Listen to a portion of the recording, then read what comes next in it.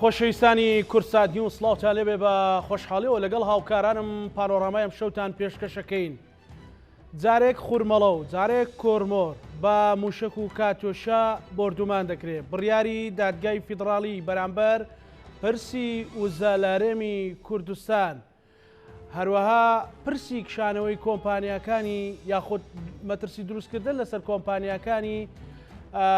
کارکردن لە بواری نەوت و وزە لە هەرێمی کوردستان و چارەنووسی موچە و دارایی خەڵکی هەرێمی کوردستان و موچەخۆرانی هەرێمی کوردستان، پەیوەندیە داراییەکان و پەیوەندیەکانی لە بارەی وزە لە نێوان هەرێم و بەغدا ئەو پرسە گرنگانن کە کۆبوونەوە سیاسیەکانیشیان داگیر کردووە. خەڵکیش لەبەر ئایندەی خۆی و مەعیشەت و ژیانی خۆی کۆڕ و مەجلیسی هاوڵاتیانیشی داگیر کردووە. لەسەر ئەم پرسە گەرمە ئەمشەو پانۆراما گفتوگۆکات لەگەڵ زۆر بەڕێز ڕێباز حەملان، یاریدەدەری سەرۆکی حکوومەت، کە بە سوپاسەوە بەڕێزیان لە شاری هەولێرەوە لەگەڵمانە بێت. بەڕێز کاک ڕێباز، زۆر سپاس بۆ بەشداریتی لە پانۆرامادا، سپاس بۆ بەڕێستان. هیوادارین بتوانین گفتوگویەکی ڕاشکا و بنیادنەر بۆ بینەران بکەین. سەرەتا ئەمەوێ لەبارەی مەترسیەکان یاخود هۆکاری ئەوەی کە لەلایەک کۆرمۆر و لەلایەک خوورمەڵە مەترسیانەکەوێتە سەر یان ناوە کاتۆشابارانیان بردومانەکرێن، ئەمە چ پەیامێکی لە پشتە لە دوای بڕیارەکەی دادگای فیدراڵی عێراقەوە؟ ئێوارەی جەنابەت و بینەرانی بەڕێز شاد و بەختەوەر بن. سپاس بۆ ڕێستان. لە ڕاستی ئێمە وەکو حکوومەتی هەرێمی کوردستان تەعاملمان مامەڵەمان لەگەڵ حکوومەتی بەغدایە بەڕەسمی. هەموو ئەو کارانی ئەنجام دراوە لە ئاراستەکردنی ساڕۆخ یاخود بە درۆن بەرامبەر هەردوو کێڵگەی کۆرمۆر یاخود لە ڕابردووتر لە خوورمەڵە یاخود ئەوانی کە بەرامبەر هەولێری پایتەختی هەرێمی کوردستان کراوە، سەرجەمیان کاری تیرۆریستین، کاری ترسنۆکانن کە بەرامبەر خەڵکی هەرێمی کوردستان ئەکرێت. ئێمە هیچ تەعاملێکمان یاخود هیچ ڕەتفعلێکمان لەلایەن حکوومەتی عێراقیەوە یاخود لەلایەن هێزە ڕسمیەکان یاخود سوپای ڕسمی عێراق یاخود دژە تیرۆری عێراق بەرامبەر هەرێمی کوردستان نەکراوە، بەڵکو ئەوانە کارێکی تیرۆریستین لەلایەن کۆمەڵێک گروپەوە کە بەرامبەر ئێمە کراوە. و جەنابەت باسی قەراری دادگای فیدراڵی بکرد. ئەگەر دادگای فیدراڵی دادگایەکە کە ئەگەر بێت یاسای خۆی جێبەجێکات، بڕیاری خۆی جێبەجێکات، ئەوێ بە شێوەیەکی قانونی ئەو بابەتە جێبەجێ بکرێت، نەک بە شێوەی بەم شێوە ترسنۆکانی کە ساڕۆخ بە هاویژێت یان لە شوێنێکە چەند هاوەنێکدانێن و بی هاون و دوای شوێنەکەش بەجێ بێڵن. ئەو کردەوانە تەئسیر یاخود هیچ بابەتێکی سلبی لەسەر ئیرادەی خەڵکی هەرێمی کوردستان، لەسەر ئیرادەی هەرێمی کوردستان و لەسەر ئیرادەی حکوومەتی هەرێمی کوردستان دروست ناکات. ئێمە جەنابی سەرۆکوەزیرانی هەرێمی کوردستان شەوی ڕابردوو بەیاننامەیەکی بڵاو کردەوە کە لە پەیوەندی بەردەوامە لەگەڵ جەنابی سەرۆکوەزیرانی عێراق و هەردوو لە ئیدانەی ئەو کارە تیرۆریستی و کارە ترسنۆکانیان کردووە و بەردەوام حکوومەتی عێراقیش لە ڕابردوو هەر شتێک کە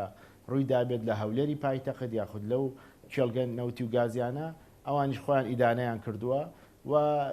طبعاً ویلایەتە گرتوەکانی ئەمریکا و هەموو ئەو وڵاتانەی کە لە هەولێری پایتەختی هەرێمی کوردستان قونسوڵخانەیان هەیە، نوێنەرایەتیان هەیە، ئیدانەی ئەو کارانەیان کردووە. ئەوەی ئێستا ڕوویاوە تەنها کارێکی تیرۆریستیە و کارێکی ڕسمی نییە لەلایەن بەغداوە. و من هیوادارم کە خەڵکی کوردستان لەلایەن هەندێک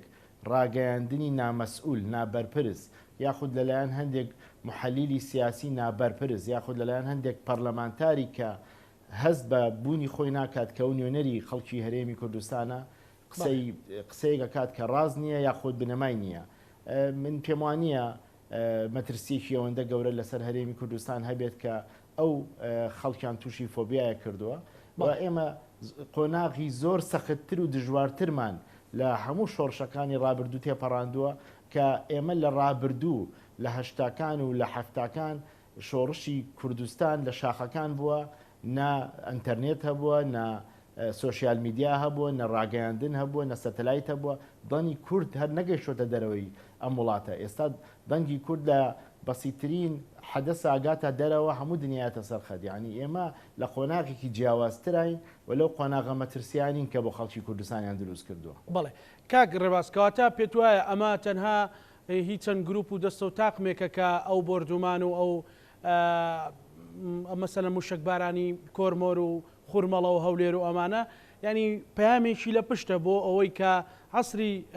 دەسەڵاتەکانی هەرێمی کوردستان بکرێت یان مەترسێک لەسەر هەرێمی کوردستان دروست بکرێت لەبارەی وزە بەگشتی. کاکەزانە ئێمە لە ساڵی 2007ەوە یاسای نەوت و غازمان هەیە حکوومەتی عێراقی پەرلەمانی عێراق تا یاسانەی توانیوە یاسایەکی نەوت و غاز لە هەموو ساڵانی ڕابردوو لە ساڵی 2005ەوە حکوومەتی عێراقی خۆی حکوومەتی دروست کردووە کە پەرلەمانی هەبووە کە هەرێمی کوردستان کە حیزبە سیاسیەکانی هەرێمی کوردستان کە خەڵکی هەرێمی کوردستان دەورێکی گرنگیان هەبوو لە دوای ڕخاندنی ڕژێمی سەدام حوسێن لە دروستبوونەوەی دەوڵەتی عێراقی لە دروستبوونەوەی سوپای عێراق لە دروستبوونەوەی هەموو مؤسساتەکانی عێراق کە هاتن لە تەجروبەی خەڵکی کوردستان لە تەجروبەی حکوومەتی هەرێمی کوردستان کە لە 92 دروست بووە لەوە دەرسیان وەرگرت و چوونەوە بەغدا و حکوومەتی نوێیان دروست کردوانێ ئەوان ئێمە لە 2007ەوە یاسای نەوت و غازی خۆمان هەیە ئەو یاسایە ئێمە بەپی دەستور پەرلەمانمان هەیە بەپی دەستوری عێراق و هەر یاسایەکیش لەو پەرلەمانە دەرچێت دەستوریە و قانونیە و شەرعیە بە اعترافی دەستوری عێراق خۆی ئێمە شتێکی ناقانونی ناشەرعیمان نەکردووە پاشان لە ساڵی 2021 بودجەی عێراق کە لە پەرلەمانی عێراق دەرچوو بەڕەسمی دانی نا بە یاسای نەوت و گازی هەرێمی کوردستان دانی نا بەوەی کە هەرێمی کوردستان خۆی ئەو بڕنەوتەی کە ئەیفرۆشێت وەکو داهاتێک لەسەر هەرێمی کوردستان حساب کرێت لەو بڕە بودجەیە کە 12.67 بوو دەربکات واتە ئەم عملیەیەکی قانونی بووە لە 2021 لە بودجەی عێراق خۆیان اعترافیان پێ کردووە. ڕاستە ساڵی 2022 عێراق بودجەی نەبووە تەوان بە یەک لەسەر 12 بودجەی 2021 بەڕێوە چووە کەواتە ئێمە شتێکی ناقانونی و نادەستوریمان نەکردووە تاکو دادگای فیدرالی بێت حکمی خۆی فەرزکات لەسەر هەرێمی کوردستان بەوەی کە ئەوەی کاری کە هەرێمی کوردستانی کە ناقانونی ئەمە یەک دوو کاتێک دادگا ئەوێت قەراربادۆک و باسم کرد پێویستە ئیجراعاتی قانونی و پرۆسەیەکی دوور و درێژە ئەوە نییە بە ڕۆژ و دوو ڕۆژ ئەو بابەتە کۆتایی ببێ ئەوەی کە ئێستا ئەکرێت وەکو جەنابەت ئاماژەت پێدا بە تەکید زەختە لە پێناو بەدەستێنانی هەندێک ئامانجی تر کە هەرێمی کوردستان بەداخەوە هەندێک جار لەلایەن هەندێک دەوروبەرەوە کە بە ئامانجەگیرێت بۆ یەکلایکردنەوەی ململانی خۆیان لەگەڵ شوێنیشی کە نەک لەگەڵ هەرێمی کوردستان بەڵام بەداخەوە وڵاتەکەی ئێمە عێراق بەگشتی سیادەیەکی وای نەبووە کە بتوانێت حدودەکانی خۆی بپارێزێ کە بەڕاستی بەپی دەستوری عێراق دەوڵەتی عێراق بەرپرسە لە پاراستنی ئاسمان و بەحر و دەریا و سنوورەکانی عێراق هەمووی بە هەرێمی کوردستانیشەوە عێراق نەیتوانی ئەوە بکە بۆیە بەردەوام ئێمە سنوورەکانمان یاخود لە ئاسمانەوە لەلایەن دەوڵەتانی دەرەوەی عێراقەوە هێرشکراوەتە سەر عێراق و هەرێمی کوردستانیش ئەمە بابەتێکە کە دەستور و سیادەی عێراق مەفروزە عێراق دەوڵەتی عێراق بەغدا لەسەر ئەمە بێتە سەرخەت بۆ بەغدا ئامادەیە لە قەراری محکەمەی فیدرالی دەرکات بۆ بابەتێکی وەکو نەوت و غاز کە لە قانونە و بە شەرعی ئەوی شەکراوە و خۆشیان اعترافیان پێکردووە بۆ ئامادەنیە قەرار با لەسەرەوەی کە دەستدێژی دەرەکی هەیە بۆ سەرخاکی عێراق و هەرێمی کوردستان بۆ لەسەرەوانە محکەمەی فیدرالی قسە ناکە بۆیە ئەم بابەتە تەواو سیاسیە ئەم بابەتە ئەم ساڕ و خاویشتن و کارە ترسنۆکانانی کە ئەکرێت بەرامبەر خەڵکی هەرێمی کوردستان و حکوومەتی هەرێمی کوردستان بۆ زەخت دروستکردنە لە سەرمان بۆی بچینە ژێرباری ئەوەی کە لە مافەکانی خۆمان دەستبەردار بین ئێمە ئەوەی کە ئێستا ئەیکەین داواکردنی مافی خەڵکی هەرێمی کوردستانە ئێمە بەشێکین لە عێراق بەپێی دەستور کە بەشێکین لە عێراق مافی خۆمانە خەڵکی هەرێمی کوردستان موچەی خۆی لە بەغدا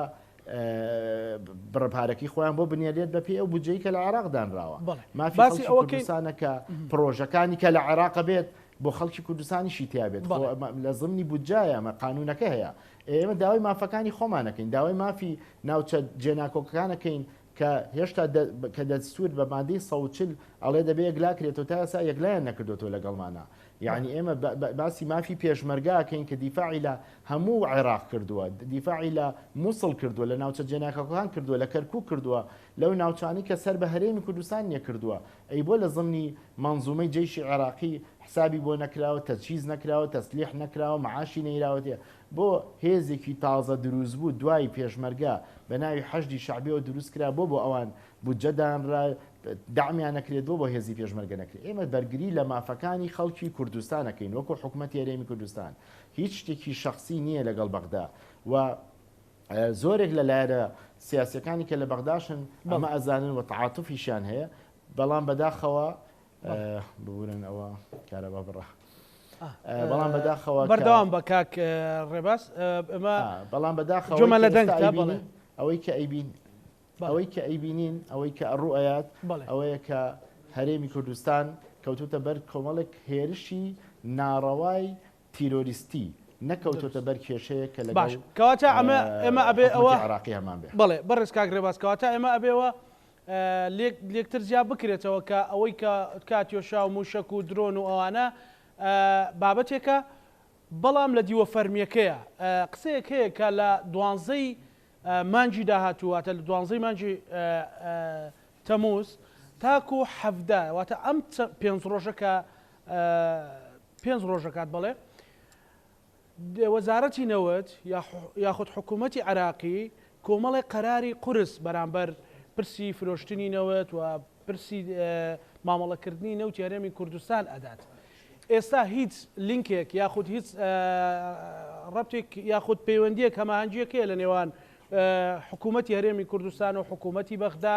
دانوستانێکی لێک تێگەیشتنێک بۆ ئەوەی بگەنە ئەوەی کە لە چوارچێوەی دەستوری عراقیدا حکوومەتی هەرێمی کوردستانیش قەناعەت بە بەغدا بکات کە ئەم بابەتە بابەتێکی دەستوریە کاکە زانا یعنی جەنابەت ئێستا قسێکی گرنگت کرد کە باسی دەستوری کرد وتی لە چوارچێوەی دەستور ئێمە لە ساڵی 2007 لە ساڵی 2009ەوە کە حکوومەتی هەرێمی کوردستان کابینی نوێم پێکاتووە لە هەفتەی یەکەمی دروستبوونی کابینەکە هەرێمی جەنابی سەرۆکوەزیرانی هەرێمی کوردستان سەردانی بەغدای کرد بە شخصی پاشانیش دەیان وەفدی ئێمە چۆتە بەغدا بە سەرۆکایەتی جێگری سەرۆکوەزیران بەڕێز کاقوبات هەموو ئەو سەردانانی ئێمە تەکیدمان لەوە کردوتەوە کە هەرێمی کوردستان حکوومەتی هەرێمی کوردستان ئامادەی دانوستاندنن لەسەر مەلەفی نەوت لەسەر مەلەفی ناوچە دابڕێراوەکان لەسەر دەستور لەسەر داهاتی ناوخۆ لەسەر خاڵە سنووریەکان لەسەر هەمووی ئامادە بووین و هەردوو ڕقابەی مالی عێراق و ڕقابەی مالی هەرێمی کوردستان وەکو لیژنەی هاوبەش پێکێنران کە بە دوواداچوون بکەن بۆ ئەو بابەتەی کە کێشەکان لەسەر چی و لەکوایە ئێمە بەردەوام تا ئێستا لە دانوستانین لەگەڵ عێراقەوە هەفتەی پێشوو وەفدی چاودێری دارایی ئەوان هاتووە چەند ڕۆژێک لەمە پێش ئێمە دیسانە وەفدێکمان چۆتە بەغدا و لەگەڵ حکوومەتی عراقی و لەگەڵ ڕقابی مالی قسە کراوە نوێنەرایەتی لە ماوەی ئەم مانگە چەند جارێک نوێنەرایەتی حکوومەتی هەرێمی کوردستان چوونەتە لای وەزارەتی نەوت ئێمە نەوەستاوی لە دانوستان تا ئێستاش بەردەوامین و من تۆزە لەمە پێش باسم کرد کە جەنابی سەرۆکوەزیران بەردەوام لەگەڵ جەنابی سەرۆکوەزیرانی عێراق پەیوەندیان هەیە و ئاڵوگۆڕی گفتوگۆکەن لەسەر ڕای یەکتری لەسەر هەموو پرسە سیاسیەکان سەربازیەکان ئەوەی کە ئێستا ڕوئەیە لەوە لە زمانی شا مەسەلەی ئەوەی کە باسی کرد جەنابەت ئێمە پابەندین بە دەستوری عێراقەوە پابەندین بەوەی کە مافی خەڵکی کوردستان نەخورێ پابەندین بەوەی کە ڕێزی تاکێکی عێراقی بگیرێت لە بەسڕە لە مووسڵ لە بەغدا وەکو ڕێزیش لە تاکێکی کورد بگیرێ وەکو هەرێمی کوردستان وەکو هەموو پارێزگاکان بەڵام بەڕاستی ئەوەی ئێستا گوزەرێ شەڕێکە وەکو شەڕی ئیرادەی لاتوە ئەیانێ ئیرادەی خەڵکی کوردستان پشکێنن ئەیانێت کیانی هەرێمی کوردستان بچووکەنەوە کە دڵنیان پێیان ناکرێ و ئێمە لەوە دوو دڵین کە بابەتەکانە کرێ بە سیاسی کە بابەتەکانە بەلا ڕێدا ئەبرێ ئەگەر تۆ لەسەر دانوستان بەردەوام بین لەسەر پرۆسی نەوت بەردەوام بین ئێمە هەموو ئامادەکارێکمان کردووە لە ڕابردوش من چەند جارەوەم باس کردووە پرۆسەی فرۆشتنی نەوت یاریێمی کوردستان کۆمپانیای سۆمۆی عێراقی ئاگای لە هەموو پرۆسەکەیت چونکە هەمووی لە بەندەری جیهانە و ئەوان ژنوێنەریان لەوەیە و ئاگیان لە هەموو پرۆسەکەی شتێکی شاراوە نەکراوە لە بابەتەکە و وەزیری نەوتی عێراق خۆی اعترافی کرد لە ماوەی چەند هەفتەیەک لەمە پێش لای ڕاگەاندنیش بڵاو بووە وتی سەرجەم گرێبەستەکانی کە هەرێمی کوردستان لە بواری نەوت کردوێتی لە سەدا هەشتای ستاندەردە و هەموو شتێکی تەواوە لە سەدا بیستی هەندێک تێبینیمان لەسەری هەیە کەواتە ئێمە بەردەوام لەگەڵ عێراق لە پەیوەندی بووین بۆ ڕوونکردنەوەی قسەکەی جەنابێ و تا ئێستاش بەردەوامین و هەر بەردەوامە میجەبین چونکە ئێمە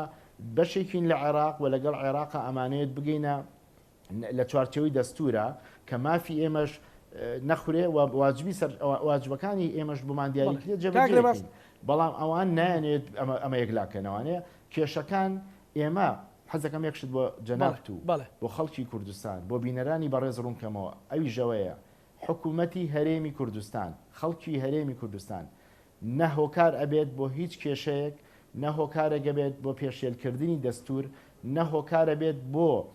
خواردنی بەشە بودجەی هیچ پارێزگایەکی تری عێراق ئەوەی تا ئێستا لەگەڵ ئێماکرێ ئێمە هەمیشە لە هەموو ساڵانی ڕابردوش کە بودجەش لە بەغداواتەوە بودجەی حەقیقی هەرێمی کوردستان نەدراوە بەڵێ کاگرێباس لە بودجەی دۆز بەڵێ ببوورە کاگرێباس خەڵک پرسیاری هەیە و بەشێکی زۆریشی مەترسی هەیە لەسەرەوەی کە بەڕاستی لە مەوزوعی بڕیارەکەی دادگای فیدراڵی کۆمەڵێک بڕیار بدرێ هەرێمی کوردستان بکەوێتە ژێر بارێکی قورسەوە پێت وایە وەزارەتی نەوت یان پێت وایە بەغدا بە کۆی گشتی بەپێی ئەو دانوستان و پەیوەندیە بەردەوامانەی حکوومەت و حکوومەتی هەرێم و حکوومەتی بەغدا هەیەە هیچ بڕیارێکی قورس یان هیچ بڕیارێکی خراپ کە دەرەنجامەکەی خراپ بێ ئەدات بەسەر پرسی فرۆشتنی و زە لە هەرێمی کوردستان یان نەوت و گاز کاکە زانەگیان مەسلەی پرۆسی نەوت و غاز بن پێم بۆ جەنابتم باس کرد کە پرۆسەیەکە بە یاساییە لە پەرلەمانی کوردستان ئێستا خەریکی هەمواری یاساکەشن کە بە شێوازێکی بێت کە لە بەرژەوەندی خەڵکی کوردستان بێ و لە چوارچەوەی دەستوری عێراقیش بێ ئێمە پابندین بە یاساکەی خۆمان و هەر مخالفەیەکمان هەبێت لە گرێبەستمان لە کەموکوڕێکمان هەبێت پابندین بە چارەسەرکردنی و هەروەها ئامادەش بووین کە ئەو قازانجەی کە بۆ هەرێمی کوردستانیت لەنەوە بیخێنە زمنی بودجەی خۆمان لەو بەشە بودجەی کامانە لە عێراق بەڵام عێراق ئامادەی ئەمە نەبوو چونکە ئێمە ئیلتیزاممان لەسرە لە هەندێک قەرز لەسەر شانمانە بەوەی شەریکاتی نەوت کە لە ڕابردوو کێشەمان هەبوو بە یاخود لە قەیرانی دارایی بووین و هەر قەیرانی دارایی بووین و هەروەها مەسلەیەکی کە ئێمە خۆ ئەو داهاتی کە لەنەوت دەستمانەکەی هەمووی ناگەڕێتەوە هەرێمی کوردستان بەشێکی بۆ ئیستنتاجە بۆ دەرهێنانی نەوتە حکوومەتی عێراقی ئامادە نەبوو ئەمانە جێبەجێکە گینا ئێمە ئامادە بووین هەموو پرۆسەکەیان بینێ ئەوان بودجەکەمان بنێ بەڵام ئەوان خەڵکی کوردستان من ئەمەیە تکاکەم لەوە تێبگەن ئێمە مانگانە پێویستمان بە 893 ملیار دینار هەیە بۆ ئەوەی موچەخۆرانی هەرێمی کوردستان خانەنشینی پێبین ئەم بڕەپارەیە حکوومەتی عێراقی دانی پیانانێک کە ئێمە پێویستمان بەوەندەیە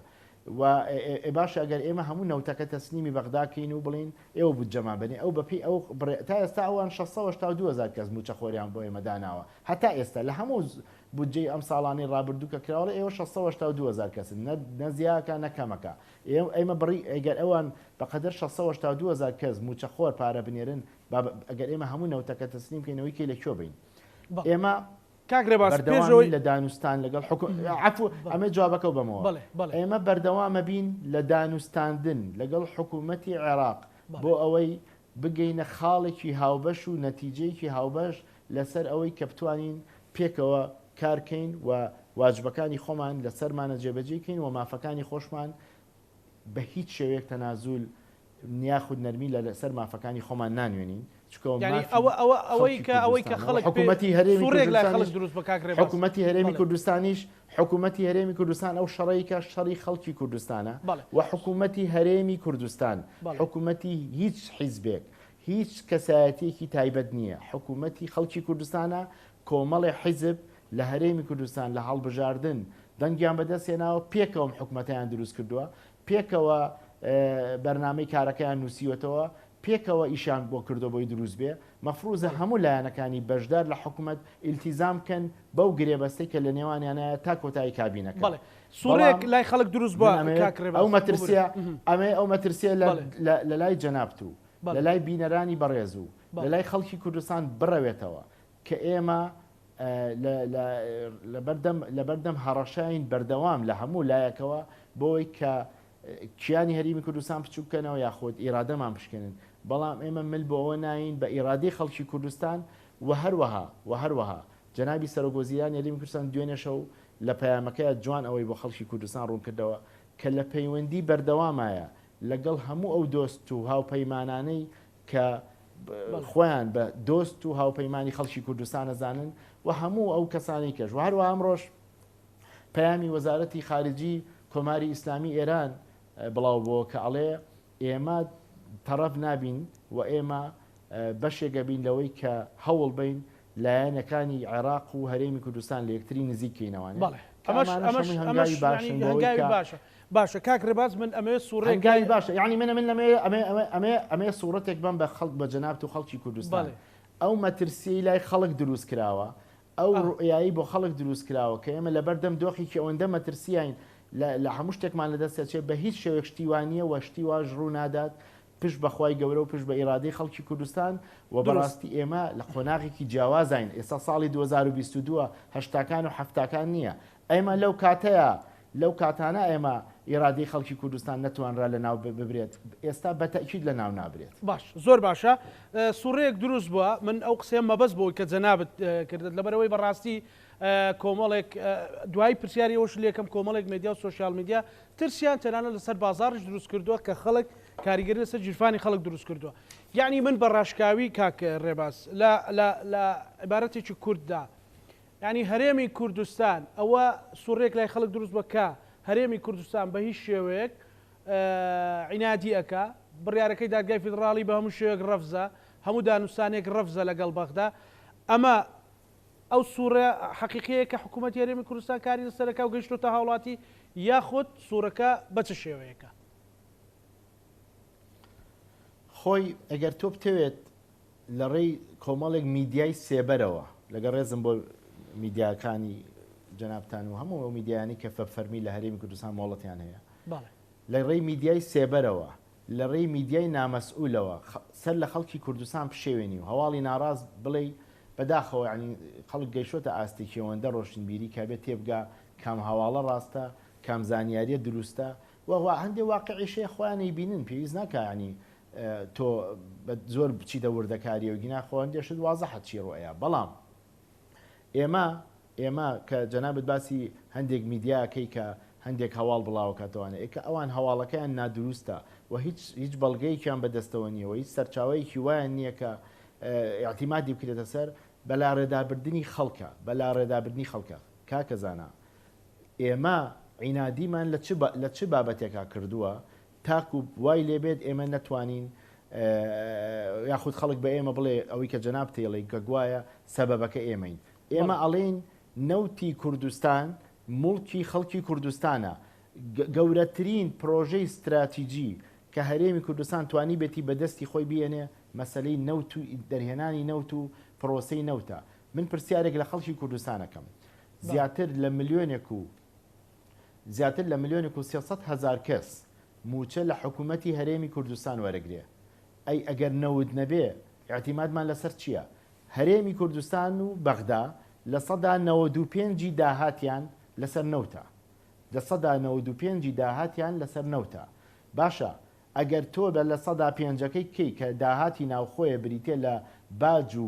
گومرگ و ڕسوماتی وەزارەتەکان بەوە تۆ توانین چی بەڕێوەبەری ئەوە لە مانگێکە 300 میلیارە 350 میلیارد دینارە من ئەڵم بەز موچە پێویستمان بە 893 میلیارە تۆ بەبێ نەوت چۆن نەتوانی ژیان بەعیشت بۆ خەڵکی هەرێمی کوردستان دابینکەی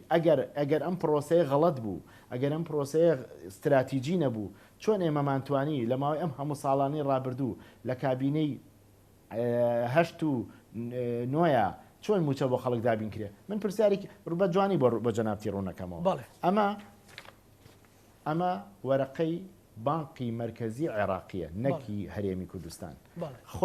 خۆیان دیاریان کردووە لە ساڵی 2020 5 جار موچەیان 5 جار پارەیان بۆ خەڵکی کوردستان نردووە ئەویان لە ساڵی 2020 چەند جارێک جیاواز بە 200 میلیارد نەبووە لە ساڵی 2021 5 جار نردویانە هەر 5 جارەکە 200 میلیارد یعنی 1 تریلیۆنیان نردووە لە ساڵی 2022 کە ئێستا ئێمە لە کۆتایی مانگی شەشین ئمڕۆ 27 مانگە ئەوان 3 جار پارەیان نردووە ئەوە کتابی بانقی مرکزی عێراقیە یعنی باشە من پرسیارێک لە خەڵکی کوردستانەکەم پرسیارێک لە هەموو کەساناکەم کە جەناب دەڵێ ئێمە عینادیەکەین ئەگەر ئێمە نەوتی خۆمان نەبووایە کە ئێستا مانگی 500 میلیۆن دلار لە داهاتی نەو دەگەڕێتە وەزارەتی دارایی و ئابووری بەس بۆ دابینکردنی موچە 500 میلیۆن دلار ئەگەر ئەمە کە خەڵکەڵێ نەوتەکە ئێمە سوودمان لێ نەبینیوە بۆ حکوومەت بۆ یا بۆ هەندێک کەس بوو ئەی باشە ئەو 500 میلیۆن دلارە ئەگەر تۆ نەود نەفرۆشی لە پرۆسی نەود نەبێت لە کوێ یێنەی بە موچە بە خەڵکی کوردستان ئەی بە مامۆستا ئەی بە فەرمانبەر ئەی بە پێشمەرگە ئەی بە هێزەکانی ناوخۆ ئەی بە هەموو کەسانی کە موچەخۆرن لە کوردستان ئەی بە خانە نشینی ئەمە لە نەوتە لە پرۆسی نەوتە يعني من هبي خلق من أبي برسيارة بكم كاكري باس برسيارة كي كلا جنابتك موچا كدوا كوي موچا كدواب كوي يكسر تأثير لبازاركات يكسر چونك ام بروسي بيكوي يك باكيجا باشا كاتا من برسيارة بكم كاكري باس بقولها وبيون كأما ببي نوت ببي فروشتني نوت ناتوانين موچە دابینکەین بۆ خەڵکی کوردستان بەبێ فرۆشتنی نەوت ناتوانین بەردەوامی بین بە کارەکانی پرۆژەکان بەوە بەرهێنان بە خۆنیۆکردنەوە بە جادەوبانەکان بە خەستەخانەکان بە کڕینی دەرمان بە فڕۆکەخانەکانمان ئەمە لە داهاتی نەوتەکرێ ئێمە لە 95 احتیمادمان لەسەر فرۆشتنی نەوتە ئەوەی ئەگوزارێت لە هەرێمی کوردستان کە کابرایەکی ڕخسەت باشە یعنی من هەمە یەکشت بە جەنابە بڵێم خەڵک لە بەغداوە لە بەسڕەوە لە ناوەڕاستی عێراقەوەیەت لە تیکتۆکەکەی خۆی لە سناپەکەی خۆی لە فەیسبوکەکەی خۆی فەخرەکە هاتۆ بۆ هەولێر فەخرەکە هاتۆ بۆ سلێمانی لەو تەتەوڕ و لەو ئیزدیهاری لە هەولێر و سلێمانی و کوردستان و دۆک ڕوویاوە پیشانی وڵات بەشەکەی خۆیات ئەڵێ سەیری هەرێمی کوردستان کە چی لێ هاتووە ئێمەش چین ئێ باشە خۆ ئەوان بە ملیۆنەها بەرمیل نەوتە فرۆشن ئەی بۆوان بۆ خەڵکەکەی خۆیان ناکەن یعنی بەداخەوە خەڵک کە مەسەرەن ڕۆژێک بنزین گران بێ هەموو شتانی کە ئاسڕنەوە ڕۆژێک موچە دواب بکەوێ هەموو شتەکانی کاسەرنەوە کاکەوانە باش من ئەمە زۆر پرسیارەکەم زۆرە سەرۆکی حکوومەتی هەرێمی کوردستان سەرۆکی حکوومەتی هەرێمی کوردستان هەفتەی پێشوو خۆی لەبەر چای میدیایە باسی کەم و کوڕەکانی حکوومەت و وەزعەکەی کردووە بەڵام معنایەوە نییە هەموو شتێک کۆتایی هاتووە معنایەوە نیە ئێمە زۆر باشە کاکرێ باس ئێمە خەڵکمان دروستکەینەوە غەڵەتەکانمان چارەسەرکەین بە مەسەلەن خەڵگەڵێ بە من چی نەوت مەسەلەن ئەو سوڕێ دروست بووە بەڕاستی کە من وەکو ڕۆژنامە نووسەمە سوورەکەت بۆ بگازمە ینی بۆ چوونەکەت بۆ بگازمەڵی خۆ پارەی نەوت بۆ من نییە خۆ سبینێ خۆیان کرد عراق دەستێکرد بەسەر کۆرمۆر و خورمەڵەیە هیچ پەیوەندی بە ئێمەوە نییە بەڵکو کۆمەڵی خەڵکە لێ خوات و پەیوەندی بە ژیان و گوزەرانی خەڵک نییە ئەمە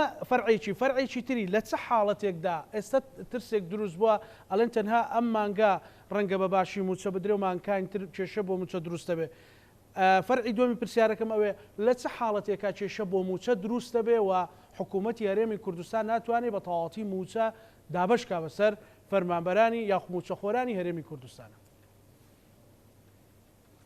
ینی پرسیارەکەم دوو فەرع من ئێستا بۆ جەنابتم ڕۆ من هەر دوو فەرعەکەی لەبەرە بەسەر چۆن یەکەم جەناب دەڵێ کە خەڵکەڵێ جابا دەست بگیری بەسەر کۆرمۆر و خورمەڵە و شوێنانی کە باسەکرێ ئیتر من خۆ پاری نەوتە بۆ من نییە ئەو پاری نەوتە گەر بۆ ئەو نییە ئەو جوڵەی لە بازاری کوردستان هەیە ماشەڵڵا چیتە هەج ڕێستۆرانتێک بەرناکەوێت ئەچیتە ناو بازار بەرناکەوێت چیتە ناو خەڵک ینی بەرناکەوێت من ناڵم هەموو شتێک 100% بەڵام ئەو جموجۆڵەی کە لە هەرێمی کوردستان هەیە ئەو جموجۆڵی کە لە شار و شارۆچەکانی هەرێمی کوردستان هەیە ئەگەر جموجۆڵی بازرگانی خاڵە سنووریەکانمان و فڕۆکەخانەکانمان و فرۆشتنی نەود نەبێ بەچی ئەو جموجۆڵە دروستە بێ من پرسیارێک من ڕوونکردنێکی کە بە جەنابم بەڵێ لە هەرێمی کوردستان زیاتر لە 750 بەس کۆمپانیای تورکیا هاتۆ ئیشەکات سەدان کۆمپانیای ئێرانی هاتۆ ئیشەکات دەیان کۆمپانیای ئەوروپی هاتۆ ئیشەکات دەیان کۆمپانیای خلیجیاتۆ لێرە ئیشەکات بە هەزاران کەس هاتوون لە هەرێمی کوردستان داوای ئیقامە و مانەوەکەن بەس لە هەولێری پایتەخت ساڵی پار بەس لە هەولێری پایتەخت ساڵی پار 93,000 ئیقامە دراوە بە خەڵک کە لە هەولێر بەس لە هەولێر بنباسی سلێمانی و شارەکانی کەم نەکردو 93,000 کەس داوای ئیقامەکەن ئەگەر دۆخی ئارامی و ئەو ئارامی هەرێمی کوردستان و ئەو پێشکەوتنی هەرێمی کوردستان نەبێ خەڵک بۆ لە شاری لە وڵاتەکانی کەوێن لە هەرێمی کوردستان داوای ئیشەکەن یا داوای مانەوەکەن ئەمە خاڵەکەی کەژەوەیە کە جەناب دەڵێ نەوت بۆ من نەبێ ئەی من پێت بە جەنابتم ڕوون کردەوە ئەی ئێمە بە نەوت موچەی خەڵکی کوردستان دابەشەکەین مانانە 500 میلیۆن دلار لە داهاتی نەوت ئێستا چێت بۆ موچە ئەو 500 میلیۆن دلارە کە ئەچێتە موچە ناچێتە ناو بازارەوە و تێکەڵ نابێتەوە لەگەڵ ژیانی خەڵک و ئاڵ و گۆڕی بازرگانی نێوان هاوڵاتیان و هاونیشتیمانیان چی لێت بەشێکی کەی بۆ ئینتاجی دەرهێنانی نەوتە بەشێکیشی بۆ پێدانەوەی قەرزەکانە ئێمە لە 120 گرێبەستەکانمان کە مکوڕیتە بە ئاعترافی دەوڵەتی عێراق ئەوەی کەی هەمووی ستاندەردە وە کۆمپانیای دیلۆیتی بەریتانی تەدقیق لە فرۆشتنی نەوتەکات بەڵام بەداخەوە وەکو جەنابەت ئاماژەت پێدا لەلایەن هەندێک کەسی نابەرپرز یا لەلایەن هەندێکی ئیعلامی سێبەرەوە خەڵکی کوردستان گەنجێک کە لە وردەکاری شتەکە تێنەگەیشتوێ بەلا ڕێیا بن ئیجینا ئەو بابەتە نەوتی کوردستان نەخشتی کە بە جەنابت بڵێم سەرکردەکان ئەڕۆن و دێن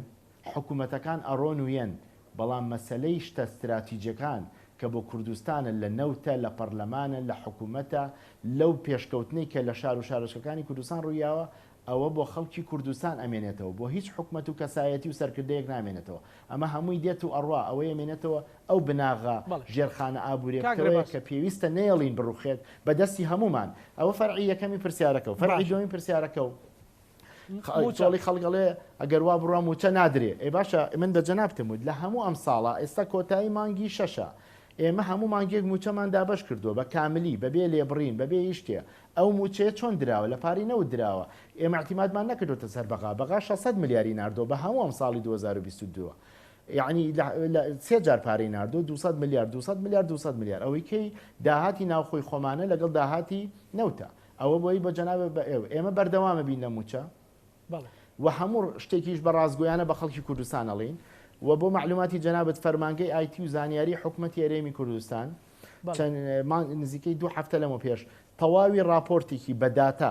بە داتا بۆ خەڵکی کوردستان مانگ بە مانگ بڵاو کردوێتەوە چەندمان داهاتی نەوت بووە لە مانگی 1 لە مانگی 2 لە مانگی 3 تا 4 5 6 عفو تا 5 چەندمان داهاتی ناوخۆ هەبووە چۆن موچە دابش کراوە لە هەولێر سلێمانی دوهۆک و چەند ئیراوە بە موچە چەندمان لە تەحالوف وە تۆ کە 18 میلیۆن دلاریش مانگانە ئەیرێ بە ڕاستەخۆیرێ بە وەزارەتی پێشمەرگە بۆ مەوزوعی ئەو لیوا هاوبەشەکانی کە دروستکراوە شەفافی خراوەتە بەردەمی خەڵکی کوردستان حکوومەتی هەرێمی کوردستان زیاتر لە 10 ساعات لە پەرلەمانی کوردستان سوالیان لێکراوە هەمووی جواب باوەوە ئەو سوورەتی بۆ خەڵک دروستکراوە غەڵەتە باش ئەو پرسیارە بکەین کە بەڕاستی مەسەلەن قەیرانی بنزین هەیە گرانبوونی بازار هەیە جادەوبانەکان وەک پێویست نین مەسەلەن وەک گەنجێکی زۆری بێکار هەیە بەڕێستاڵی تەنها لە شاری هەولێر 93,000 کەس داوای ئیقامەی کردو ئەکی دارە بە دوای هەلی کارە گەڕ و ئیشی دەستکەوێت بەڵام گەنجێکی زۆرمان سەفەرەکە بەڕێزت ئەزانی مەسەلەن گەنجێکی زۆرمان ڕۆکاتە وڵاتانی تر هۆکاری ئەمە چییە؟ یعنی هۆکاری دروستبوونی ئەو بێ ئومێدیا بەجێهێشتنی وڵات کە یان خەڵکی تر دێ ئیشەکە و گەنجی ئێمە ئەڕوا ئەم دژیەکیانە چییە بە بۆچوونی بەڕێستا؟ کاکەزانە پێش هەموو شتێک حکوومەت ئەبێت خزمەتکاری خەڵک بێت ئێمە هەمومان خزمەتکاری خەڵکین خزمەتکاری ئەو گەنجانین کە ناڕازاییان هەیە خزمەتکاری ئەو گەنجانین کە گلەییان هەیە ئێمە هیچ کاتێک گلەیی و ناڕازایی خەڵک خینە سەرمان هیچ کاتێک باوە لێشی نادەینەوە کە دژی ئەوەیە حەقی خۆیانە حکوومەت بۆ دروست بۆ خزمەتکاری خەڵک بێ خزمەتکاری گەنجێک بێت و هەچ کەسێکیش ناڕزایی هەبێت دەبێت مە بیخینە سەرمانەوە حەقی خۆیانە ئێمە گلەکەمان لەوانەیە کە ئەو ناڕزایی ئەوان بەلاڕێە بن بۆ شتێکی مەبەستی خۆیان لە مادی و لە حیزبی و لە سیاسی ئەوە بخەرە ئەولاوە جەنابەت باسی ئەوەکەی کە گەنج بێ کار و خەڵکی کەل هاتووە جەنابی سەرۆگۆزیران ئەمریکی دەرکردووە زۆر دەمێکە و بڵاویش بۆتەوانێ کە لە 170 هەموو ئەو پرۆژە ئیسtisماریانەی کە لە هەرێمی کوردستانە کرێ ئەبێت لە 170 لۆکاڵ بێ یاخود خەڵکی خۆمان بێت دەستی کاری خۆمان بێ ناکرێت بێگانە بکرێت لە سەدا سی عفو لە سابی سوێنجی هەڵراوەتەوە بۆ ئەوانی کە لە وڵاتێکی کەواتون و ئیقامەیان هێ ویشکەن بۆیە ئەوەش تقریبان لە پرۆسێش چارەسەر کراوە بەڵام ئێمە باسی ئەوەکەین کە کەم و کوڕیمان هەیە بێ خۆمان چارەسەر چاکەین بەڵام ناهێڵن یعنی تۆ بەردەوام تۆزێک نرخی نەوت بەرز بووەتەوە تۆزی خەریکە بژانەوەی ڕوو لە هەولێر و سلێمانی و هەڵەبجە و دووۆک و شار و شارۆچکەکانی کوردستانەکات خەریکە پرۆزەی چاکسازی هەناوی زۆر گەورەی ناوە لە داهاتوویەکی نزیکە نەتیجەی ئەو هەنگاوانە دەرەکەوێت بەڵام لەولاوە کۆمەڵک تیرۆریستە بۆ نێرن ساڕۆخ پێوەنێ لەولاوە 2 ساڵی ئەم حکومەتە بە قەیرانی کۆرۆنا و ئێمە خەریک بوون کە قەیرانێکی جیهانی بووە لە حکوومەتی عێراقی پابند نابێ بە قەرارەتەکانی خۆیەوە 200 میلیارد ئەبێ بنێرێ کە 200 میلیارد هەر هیچ نییە ئێمە 12.67مان لە بودجێ عێراقی ئەو 200 میلیارد لەو پارەیە نێرێ ئیلتیزام ناکات بە قانونی خۆی ئیلتیزام ناکات بە بودجەی خۆی بە بڕیاری خۆی ئەمە هەمووی زەختە لەسەر حکوومەتی هەرێمی کوردستان ئێمە دانەنیشتوین هەموو شتەکانمان بە ڕێکوپێکی ڕۆشتوێ و گوێنەینە ئەو بابەتانە بە عکسەوە شەو ڕۆژ سەرۆکی حکوومەتی هەرێمی کوردستان جێگری سەرۆکی حکوومەتی هەرێمی کوردستان وەزیرەکان لە کار و چالاکیان بۆی کە بتوان باشترین خزمەت پێشکەشکەن بۆ ئێمە زۆر گرنگە زۆر گرنگکە کە داتا بگاتە خەڵک ژمارە بگاتە خەڵک ئەم شتانە بە وەهم و بە دروستکردنی کێشە ناکرێت ئێمە لە ناوەڕاستی مانگی حوت یادی دروستبوونی کابینەی نوێیە 3 ساڵ بەسەر کابینەکە تێپەڕێ بۆ خەڵکی کوردستانی ڕوونەکەینەوە لە فەرمانگەی داتا و فەرمانگەی ڕاگەاندن و زانیاری حکوومەتی هەرێمی کوردستان داتایەکی حاضر کردووە بە تەنسیق لەگەڵ هەموو وەزارەتەکان بۆ خەڵکی کوردستانی ڕوونەکەینەوە لە ماوەی ئەم 3 ساڵە بە هەموو ئەو ئاڵنگاریانە بە هەموو کێشانەی کە ڕوبەڕووی هەرێمی کوردستان بۆتەوە تووشی چیش بووین لەگەڵەوەشە ئێمە بەداتا بڵێ من مجموعەیەک پرسیاری خەڵکم بۆ هاتووە ئەگەر بە کورتی لەسەر پرسیارانە بۆستین بەشێکیان باسی گرێبەستەکانەکەن زۆریان داوای ئەویانە کرد کە گرێبەستەکان چی بەسەردێ ژمارەیەکی زۆر لەو خەڵکانە تا ئێستا داوایانە کرد بە هەمیشەیی بکرێن گەیشتۆتە ئەنجومەنی وەزیران حتا نامەیان بۆ ناردوم ئەڵێن لە نێوان هەم بەڕێز دکتۆر ئامانج هەم بەڕێز دکتۆر ئومێد هەماهەنگن لەگەڵمانە ئەمە دوجار بەچی ئەگا و بەچی گەیشتووە تاوان گرێبەستەکان ئەوەی لە مامۆستایان بوو بەشێکی زۆریان کران بە هەمیشەیە و دامەزران ئەوەی ماوەتەوە لە گرێبەستی فەرمانبەرانی مەدەنیایە تاوان ئەوەی 3 ساڵی خۆی تەواو کردوێ هیوایە 4 ساڵە 5 ساڵە 6 ساڵە من لێرە و دڵنیاییان نەمێ کە ئەوانە ئەو گرێبەستانە نەهەڵەوەشێتەوە نە هیچ کەس ئەتوانێت دەستکاری موچە و حەقی خۆیان بکات ئەوەی کە ئیلتیزامەکات بەکار و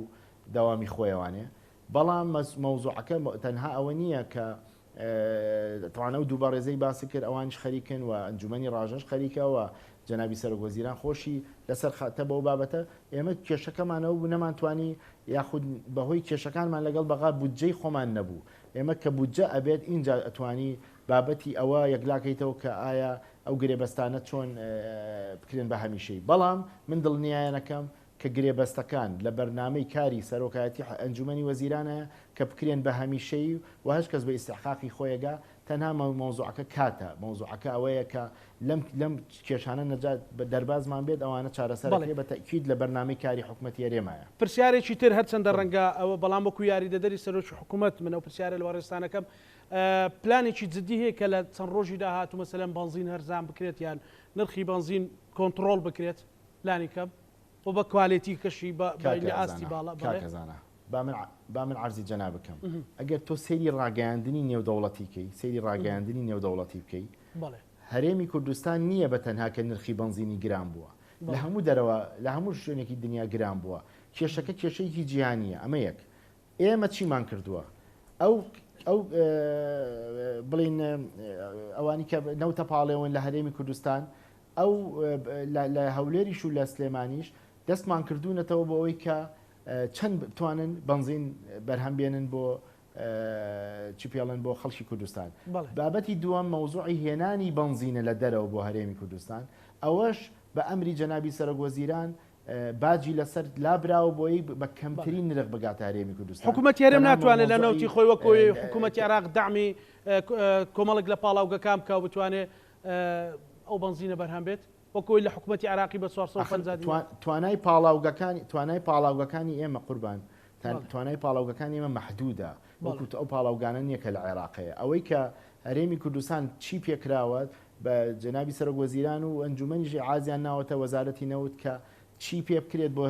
هەرزانکردنی نرخی بنزین وە دوایەوە کراوە چەند ڕۆژی ڕابردوو نرخی بنزین زۆر دابەزێنرا و ئێستاش ئیشی لەسەر ئەوکرێت کە ئەم پلانە دوور درێژ بێ و جارێکی ئەو نرخە بەرز نەبێتوانێ ئەو بابەتە وەکو باسم کرد بە دوو ڕێگە چارەسەر کراوە دەستی پاڵاوگەکان کراوەتەوە کە بەرهەمێنانی بنزین زیاترکەن و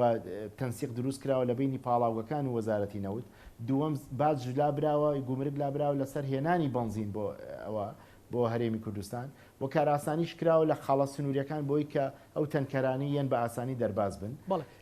هەموو ئەو ئیجراتانە کراوە ناو هەرێمی کوردستان زەختێکی زۆری لەسەر خەڵکیی زۆر لە ئەرجی کەنی مەسەر مەوزوعی تەڵەب لەسەر بنزین زۆرە بۆیە وای کردەوە بەس چارەسەرەکرێ دڵنیامەوە کێشەیەکی کاتیە بەڵێ کاکڕێباز وەکو یاریدەدەری سەرۆش حکوومەت پێش جەژن موچە دابشکردن دەست پێکاوە توانرێ هەموو وەزارەت و دەستەکان موچەوە بگرن بە پێی زانیارانەی هەتا بەپی زانیاری من تەمانەوە وردەکاری لای وەزارەتی دارایی و ئابووریە بەڕاستی بێ ئەوان جوابی و بابەتە بنەوە بەزەوەی من ئەزانم کە هەردوو وەزارەتی نەوت و وەزارەتی دارایی خەریکی کۆکردنەوەی ئامادەکردنی داهاتن بۆ ینی داهاتی پێویستن بۆ دابینکردنی موچە و ئەگەر لە توانە بێت هەموو موچەکانە درێت پێش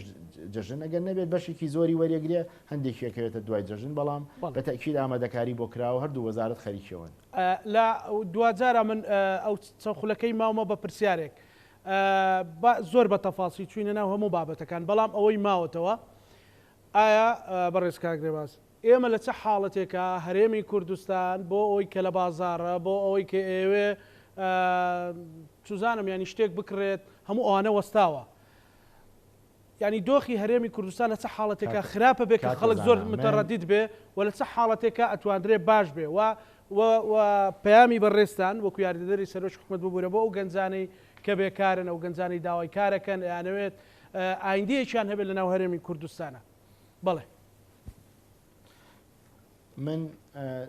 لێرەوە لە ڕێی جەنابتانەوە خەڵکی کوردستان لەوە دڵنیا دەکەم کە ئینشاءڵڵا تەواان پێویستمان بە یەک ڕیزی بینی لایەنە سیاسەکانە بە تایبەتی پارتی دیموکراتی کوردستان و یەکێتی نیشتیمانی کوردستان کە دوو هێزی سیاسی باڵادەستن لە هەرێمی کوردستان و پێکهێنەری سەرەکی حکوومەتی هەرێمی کوردستانن کە پێکەوە ئیلتیزام بکەن بەو بەڵێن و ڕێکەوتنی کە هیانە بۆ ڕێزگرتنی حکوومەتی هەرێمی کوردستان و پابندبوون بە جێبەجێکردنی ئەو بەرنامانی کە لە کاریم حکوومەتە هەبووە بۆی کە باشترین خزمەت بە خەڵکی کوردستان بگەنکەوە هەنگاوێکی زۆر گرنگە کە ئەوان لە یەکتری نزیک بن بابەتی دووەمەوەیە کە ئێمە هەموو پشت و پەنامان یەکەم بەخوای گەورەیە دووەم بە خەڵک و پێشمەرگەی کوردستان و هێزەکانی ناوخۆیە کە پێکەوە بە یەک ئیرادا هەتا دوا دڵۆپی خوێن دیفاع و بەرگری لە مافی خەڵکی کوردستانەکەین ئێمە بە هیچ شێوەیەک وەکو قیادەی هەرێمی کوردستان و حکوومەتی هەرێمی کوردستان و سەرکردەکانی هەرێمی کوردستان بەشدار نابین دەستپێشخەر نابین لە هیچ شەڕێک دەستپێشخەر نابین لە هیچ کێشەیەک دەستپێشخەر نابین لە هیچ عینادیەک دەستپێشخەر نابین لە هیچ کێشە دروستکردنێک لە عێراق و ناوچەکە و هەرێمی کوردستان بەڵام ڕێز لە خوێنی شەیدانەکە ئەگرین لە چوارچەوەی ماڵەکەی خۆمانە و لە چوارچەوەی دەستوری عێراقا ڕێگە بەوە ناین ئیرادەمان پشکێ ڕێگە بەوە ناین مافی خەڵکی کوردستان لە ناو ببرێ یا خودی کیانی هەرێمی کوردستان لە ناو ببرێ بۆیە من داوا لە خەڵکی کوردستانەکەم کار و کاسبی خۆیان بکەن ژیانی خۆیان بەڕێ بکەن ئەو مەترسیانەی کە لەسەر ئێرە دروستەکرێەوە یا خود ئەڵێن ئەیە بەو شێوەیە کە ئەوان تێگەیشتون و حکوومەتی هەرێمی کوردستان هەیە سەرۆکایەتی هەرێمی کوردستان هەیە قیادەی حیزبەکان هەیە هەموو لە سەر هێڵن بۆ ئەوەی کە ئەم کێشانی کە چەند ڕۆژێکە دروست بۆ بڕەوێتەوە و بەو مەترسیێنێ بەو شێوەیە پەیامیشم بۆ گەنجەکانەوەیە کە ئەوانە هەموو داواکارەکانیان لەسەر سەری ئێمەیە و هەرچیش بڵێن حەقی خۆیانەوە ئێمە قەرزاری هەموو گەنجێکین کە لە هەرێمی کوردستان هەیە و چیمان پێ بکرێت لە حکوومەتی هەرێمی کوردستان ئەیکەین بۆ دابینکردنی ژیان بۆ ئەوان شەردنیە لە کەرتی گشتی بێ بەڵام لە کەرتی تایبەت بۆی کە پێکەوە چەند ڕۆژێک دەم و پێشی جەنابی جەگری سەرۆکوەزیرانەوەی ڕاگەیان کە ئەوانەی لە کەرتی تایبەتی ژیشەکان دوای گەیشتنیان بە تەمەنی خانەنشینی خانەنشی نەکرێن واتەوەی لە کەرتی تایبەتی شەکاو ئەوەی لە کەرتی گشتی شەکە هەردووکیانە و مافەیانە بێ لە کۆتاییە منەمەوێ قسە بۆ جەناب و بینەرانی خەڵکی کوردستان بکەم بەڵێ ئێمە با خۆمان بەراورد نەکەین بە هیچ شارێکی عێراق سەیری شارەکانی عێراق کە سەیری بەغداکە لە هەشتاکان سەیری هەولێر و سلێمانی کە لە ئێستاە ئایا هەولێر و سلێمانی ئێستا هی هەشتاکانە یا بەغای هەشتاکان و ئێستا یەکشتە ئێمە گەشتینە مەرحەلەیەکی زۆر پێشکەوتوتر کە بەغدا و خەڵکی عێراق و خەڵکی باشوور و ناوەڕاستی عێراق بەغیلی بە خەڵکی کوردستان و هەرێمی کوردستانە بن لەو دۆخەی کە ئێمە تیاین بەڵام ئێمەش کەم و کوڕیمان هەیە ئەبێت خۆمان چارەسەرکەین ئەبێت یەک ڕیز بین ئەبێت ئەو کێشانەی کە لە بابەتی نەوت و لە خەرجەکان هەیە چارەسەریکەین و خەریکیشین بەڵام لەگەڵەوەش هێشتا بەو دۆخە خراپە نین کە ناوچەکەی تایە سەیری سووریاکە سەیری تورکیاکە سەیری ناوچەکە کە بە چواردەورمانەوەوانە کە ئەوانە لە کێشەی زۆر گەورەتردان حکوومەتی لوبنانی یعلانی ئیفلاسی خۆی کردووە کە دەوڵەتە هەرێم نییە ئێمە نەگەیشتوینەتەوە ئارستانە بۆیە هیوایمان هەبێت ومێدمان هەبێت کە پێکەم دۆخەتی ئەپەڕێنین وتکاکەم خەڵک بشێتەوە سەر کار و حاڵی خۆی کە وەکو جەنابەت باسی کرد نازانمەڵی خەڵک ناوێری شتێ بکرێ خەڵک ژیانی خۆی بەڕێکە هیچ بەو مەترسیێنێکە بۆ خەڵک دروستکراوە و زۆر سپاس بۆ جەنابتان زۆر سپاس بۆ بەڕێز ڕێباز حەملان یاریدەدەری سەرۆکی حکوومەتی هەرێمی کوردستان سپاس بۆ بەڕێستان کە لە شاری هەولێرەوە لەگەڵمان بۆی بینەرانی بەڕێزیش سپاس بۆ بەڕێستان بینەرانی خۆشەویست تاوتوێی ڕەوش و مەترسی و ئایندەی موچە و نەوت و وزەمان کرد لەگەڵ یاریدەدەری سەرۆکی حکوومەتی هەرێمی کوردستان ئێوە شەمولایەکتان ئەمانەتی خوای گەورە خواتان